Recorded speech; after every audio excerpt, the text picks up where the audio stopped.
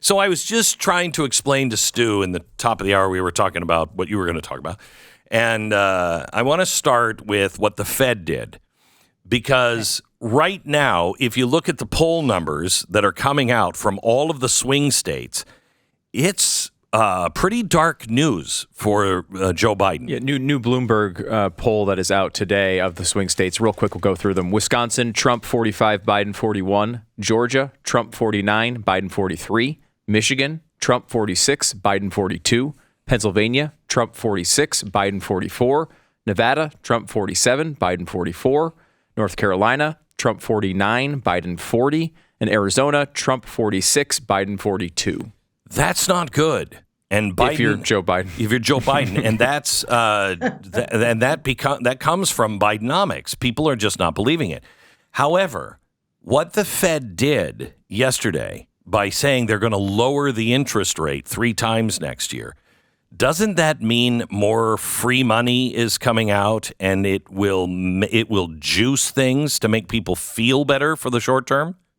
Okay, so a couple things. First, what happened yesterday is they decided they were going to hold rates steady. They do something called the dot plot, which is an expectation from the members of where they think interest rates are going to be. And from that projection, it was extrapolated that there could be 3 interest rate cuts next year. Okay. Now, that being said, what the members project is always wrong. So some of I know this is shocking news to you, right? Wow, what a surprise. So, they're economists. They couldn't project their way out of a paper bag if they tried. So this is an expectation that if everything were to stay on the trajectory that they think with the same variables today, that they would be in a position to normalize rates. And what that is telling you is that they think that by that point in time, the monetary policy will have worked its way through the system, that will have inflation coming close to their target, probably not their target, and that they're going to try to normalize interest rates. It doesn't mean that this particular statement does not mean that they are going to print additional money. It's just a shift in the interest rate. That being said, there are other factors that could lead to all of that happening. But this is just, hey, we have no idea what's going on, but we want to put something out there. By the way, as you led in with Stu's poll numbers, that could perhaps create some more optimism for people to say, oh, well, things are getting better. Maybe you should vote for Joe Biden. Correct. And that's, this is the one thing that the Fed can do. They can raise the interest rates. They can tighten money, and they can make a politician's life and reelection hell or happy. It is really, this is why you don't ever tie these two things together with politics, but they have. So we'll see what happens. But it's wild. If you think about what's happened, we've been in this massive tightening cycle, and you have the indices, one of them hitting an all-time high and 2 of them getting close back to all-time highs. That's sort of the opposite that what should be happening with policies. You have this weird thing that's going on where you have this magnificent 7 tech stocks that are at this point more than a quarter of the S&P 500. It's the largest chunk that 7 stocks have ever accounted for in terms of the stock market, in terms of S&P 500 before. And so they are driving the narrative. If you pulled that out and you normalize things look very, very different. So you're getting this kind of disparate story, something that would probably be very different and look a lot more like last year if people weren't so all in on AI and all of these promises. So here's the, by the way, I don't know if you've seen the AI newscast. Have you seen this yet? Came out yesterday. Do we even have that?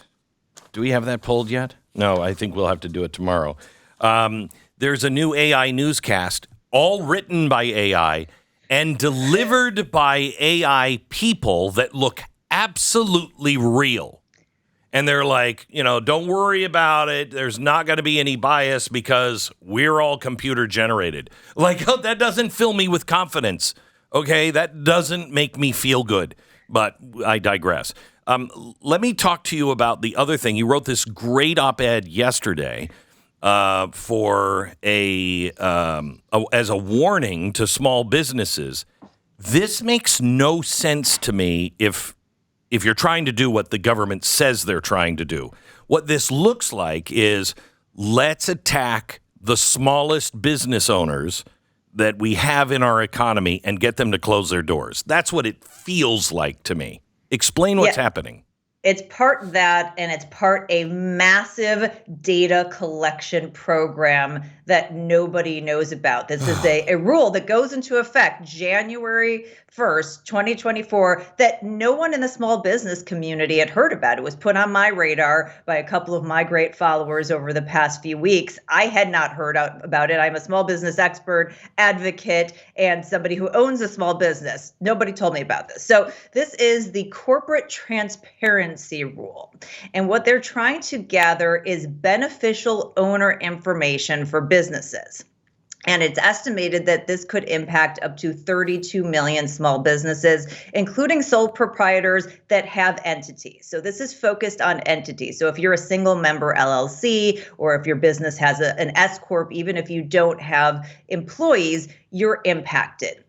And basically what they're saying is that you have to register with a group that's out of the Treasury called FinCEN, which is the Financial Crimes Enforcement Network, because they want to prevent money laundering, much in the way that hiring 87,000 IRS staff was meant to go after 800 billionaires, right? That's exactly what they're But FinCEN is the group that tagged Hunter Biden that everybody ignored.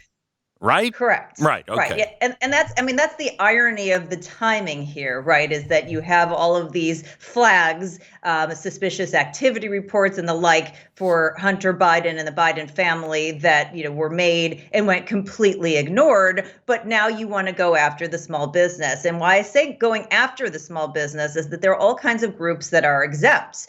If you are a lot of the different financial services companies, they're exempt, I'm guessing because they already have to register with FinCEN. But if you are a large business, if you have at least 20 employees and $5 million in revenue, you don't have to register for this either. Okay. Hang on just a second. So they're going after money launderers. Right. What crappy money launderer are you that you're not at least making $5 million? Hunter Biden made $5 million in one deal. So what are you doing it for? Are you doing it for snacks? Yes. I mean, that's ridiculous. You're money laundering for Doritos or something like that, just for fun and giggles. And that's what the ridiculousness of it, that the burden, the invasion of privacy, the collection of small business information, which puts it at risk. Obviously, anytime, not only is it a personal invasion of privacy, but it's the potential for, cyber criminals to go after it. What is it that they're collecting on you? So it's called BOI, Beneficial Ownership Information. And so it's what you might think. It's your name, it's your address, it's all the names that you do business under, it's your government ID. So again, you don't need ID to vote, but to be a small business, apparently you need one. So something like a driver's license or a passport, and they're going to associate all of that in this national database so that they can track who is doing business as a small business entity. And again, with so many, up to 32 million small businesses in this country, the benefit of potentially tracking down a few money launderers, which we know they have one that they've done absolutely nothing about, versus the burden that this creates in terms of privacy. There's a fee, Glenn. Go, surprise, surprise, $85, and that is if you don't need to hire someone else to make sure you've done this the right way. And if you don't do it exactly right, a massive fine is coming your way, right? So not only fine, but you could also go to jail. Like this, there is a jail penalty associated with not participating in this. You have to not only do it the one time, which they say the initial burden is 3 hours. So that's assuming that you know how to do this the right way. But think about 3 hours and filling out a form for a small business. I mean, that sounds pretty invasive, right? I don't have 3 hours a day. I don't have 3 hours to do stuff. That keeps them away from revenue generating productive activity on some nonsense here. And then, by the way, anytime something changes, it is up to you to make sure that you keep them informed. And again, if you don't do it in a certain period of time, I forgot, I moved. okay, well, now FinCEN is going to come out. This is the way Germany did it. All dictatorships do it every time. They make so many laws that are on your back and your shoulder that you can guarantee you're breaking some law that you may not even know about. But they've made it so everyone is a lawbreaker at some level or another. So you better not step out of line. You better shut your mouth right now because you think you can't go to jail? Oh, really? Did you move last year? And did you let FinCEN know about it? You must be a money launderer. You must be, that $10,000 that you collected as a hobby mom and decided to put it in an LLC structure. Let me give you one more thing on this. This is being blamed. This isn't Joe Biden. This is not Joe Biden. And it's not. It happened, I believe, in January 2020. So Donald Trump was still in office. It went to his desk. Both houses voted for it, went to his desk. He vetoed it and said, this is insanity. He vetoed it. It went back. Both houses passed his veto. And then it was law. So this isn't Donald Trump's fault. This isn't Joe Biden's fault. This is the Congress and the Senate. I don't know what they're getting out of this except more information on you. But it is wrong. It is. And I think it's something we have to really try hard to repeal. If you are an existing business, you have all year. You have, 1 full year in order to comply. If you're a new business, you start a new business, it's 30 days. But old businesses, existing businesses, entities have the full year. Where do you even go? Where do you even go? Well, I put a statement in the last House Small Business Committee on the record that said this needs to be a top priority. So the House Small Business Committee, this is on their radar, and we need to be picking up the phone and calling our representatives, and particularly if you own a small business, and say this needs to stop. There's absolutely no benefit to this, and all it does is it's a mass data collection program against small business that's going to make it harder for people to start and for people to operate and create more penalties and shift the landscape again in favor of big businesses. So I am personally not going to look at compliance until, at least the back half of next year and try to do everything possible to get this repealed.